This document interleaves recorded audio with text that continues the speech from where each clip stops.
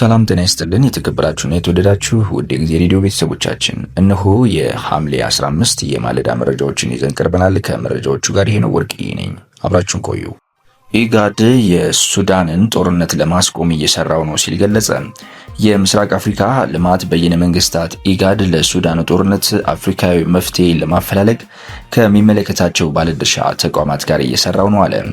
ኢጋድ በሱዳን ጉዳይ የሚመክረው ሶስተኛው ዙር ልዩ መልእክተኞች ስብሰባ በኬንያ ናይሮቢ አካሂዷል። በመድረኩ ላይ በሱዳን ላይ ያለውን ቀውስ ለመፍታት እየተደረጉ ያሉ ጥረቶችን፣ ትብብሮችንና ቀጣይ አቅጣጫዎች በተመለከተ ምክክር ተደርጓል። ውይይቱ በአገሪቱ ያለው ቀውስ መፍትሄ እንዲያገኝ የቀጠናዊ ዓለም አቀፍ ባለድርሻ አካላት ትብብር ለማጠናከር ያለመ መሆኑን የተገለጸው ኢጋድ በሱዳን ያለውን ቀውስ በዘላቂነት ለመፍታት ከአባል አገሪቱ ከአፍሪካ ህብረትና ከአውሮፓ ህብረት እንዲሁም የሰላም ጥረት ከሚያደርጉ ሌሎች ተቋማት ጋር በትብብር እንደሚሰራ አረጋግጧል።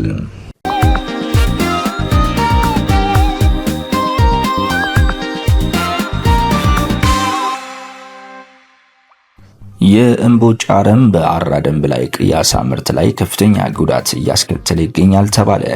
በምን ያህል ሄክታር ላይ እንደተስፋፋ ያልታወቀና በአራ ደንብ ላይ የተከሰተው የእምቦጭ አረም የሐይቁን ስነ ህይወትና የአሳ ምርት በእጅጉ እየጎዳ መሆኑን የባቱ ከተማ ግብርና ጽሕፈት ቤት አስታውቋል። የጽሕፈት ቤቱ ኃላፊ ዶክተር ለሚ ኮርሶ እንደተናገሩት ከሆነ በሐይቁ ላይ የእምቦጭ አረም የተስፋፋ ይገኛል። አረሙን በቶሎ መቆጣጠር ካልተቻለ የውሃ መቀነስና የአሳ ዝርያዎች መጥፋትን ሊያስከትል ይችላል ሲሉ ስጋታቸውን ገልጸዋል። ችግሩን ለመቅረፍ በሰው ኃይልና በቴክኖሎጂ በርካታ ስራ የተከናወነ መሆኑን ኃላፊው ተናግረዋል። የእምቦጭ አረም እንዲስፋፋ ከሚያደርጉ ዋና ዋና ምክንያቶች መካከል ናይትሬትና ፎስፌት ተጠቃሽ ናቸው የሚሉት ዶክተር ለሚ እነዚህ ማዕድናት በክረምት ወቅት በጎርፍና በአፈር መሸርሸር ምክንያት ከእርሻ ቦታ ወደ ሐይቁ ይገባሉ ነው ያሉት። ይህንኑ ለመከላከል በሐይቁ ዙሪያ ከ500 ሜትር ያህል የጥበቃ ቀጠና ለማድረግ ከቀበሌዎች ጋር ውይይት እየተደረገ ነው ሲሉ ኃላፊው ጨምረው ተናግረዋል። በተጨማሪም በአካባቢው ላይ የተለያዩ እጽዋትን በመትከል እጽዋቱ ከአረሙ ጋር ለምግብ የሚሆኑ ማዕድንን እንዲሻሙ በማድረግ የአረሙን መስፋፋት የመቀነስ ስራ እየተሰራም ይገኛል ብለዋል። ከ10 ቀበሌዎች መካከል 4 ቀበሌዎች የእምቦጭ አረም በብዛት ወደሚገኝበት የሐይቁ አካባቢ ቅርበት ስላላቸው በየሳምንቱ ሐሙስ ቀን የህዝብ ንቅናቄ በመፍጠር አረሙን የማስወገድ ስራ እየተሰራም ይገኛል ብለዋል። ዌትላንድ ኢንተርናሽናል ከተሰኘ ድርጅት ጋር በመተባበር 50 ሄክታር የሚሆን የእምቦጭ አረም መሬት ለመቀነስ ታቅዶ ወደ ትግበራ እየተገባ ሲሆን እስካሁን ባለው ሂደት 10 ሄክታር የሚሆነው ማስወገድ ተችሏል ብሏል።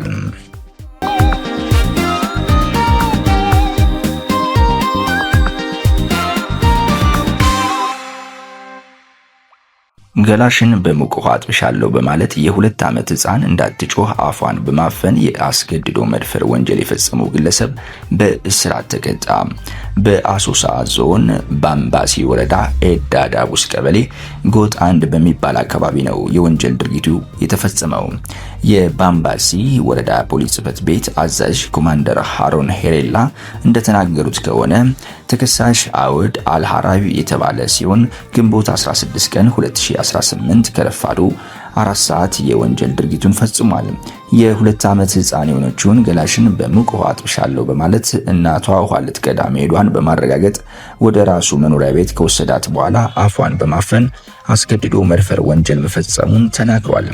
የባምባሲ ወረዳ ፖሊስ መምሪያ መዝገቡን በሰውና በሰነድ ማስረጃ በማስደገፍ ለአቃቤ ሕግ ያቀርባል።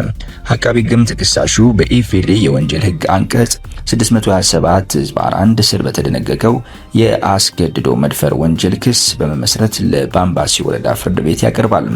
ፍርድ ቤቱ የቀረበውን ማስረጃ ከመረመረ በኋላ ተከሳሹን ጥፋተኛ መሆኑን በማረጋገጥ የወንጀሉን ክብደትና የቅጣት ማክበጃና ማቅለያ ሁኔታዎችን በማገናዘብ ሐምሌ 13 ቀን 2018 ዓ.ም በዋለው ችሎት በ19 ዓመት ጽኑ እስራት እንዲቀጣ ወስኖበታል ሲል ኮማንደር ሃሮን ሄሬላ ተናግረዋል።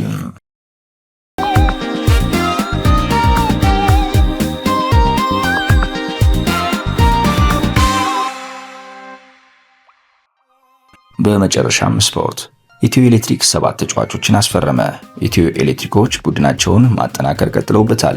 ቀደም ብለው ወደ ተፎካካሪነት ያሸጋገራቸውን አሰልጣኝ ኤርሚያስ ዱባለን ውል ለተጨማሪ 2 ዓመታት ያራዘሙት ኢትዮ ኤሌክትሪኮች 7 ተጫዋቾችን ወደ ቡድናቸው ቀላቅለዋል። አጥቂዎቹ ታሪክ ጴጥሮስ እና ቤቴሌም መንተሎ፣ አማካኞቹ ሲሳይ ገብረዋድ፣ ሚሊዮን ጋየም እና ሂሩት ተስፋዬ፣ ግብ ጠባቂዋ አበባየው ጣሰውና የመስመር ተጫዋቿ መሰረት ወርቅነህ በ2 ዓመት ውል በአዲሱ የውድድር ዓመት ራሱን አጠናክሮ ለመቅረብ በዝግጅት ላይ ወደሚገኘው ኢትዮ ኤሌክትሪክ ለመቀላቀል ፊርማቸውን ያኖሩ ተጫዋቾች ናቸው።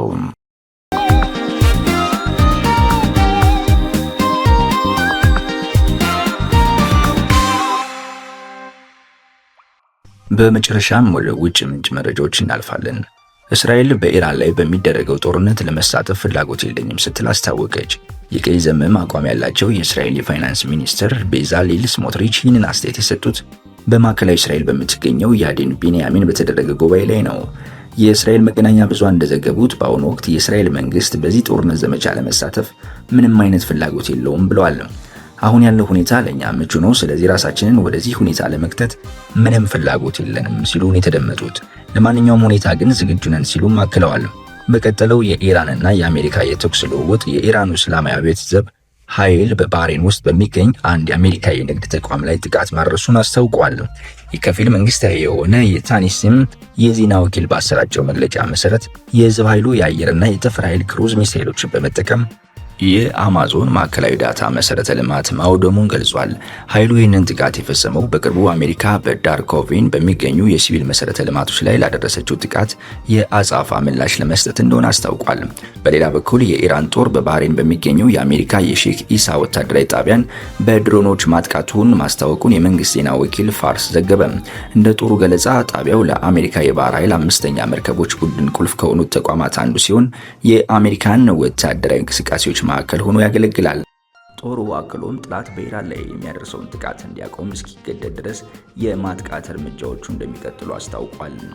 ክቡራትና ክቡራን አድማጮቻችን እነሆ ለማለዳ ያዝናቸው መረጃዎችን ይመስላሉ።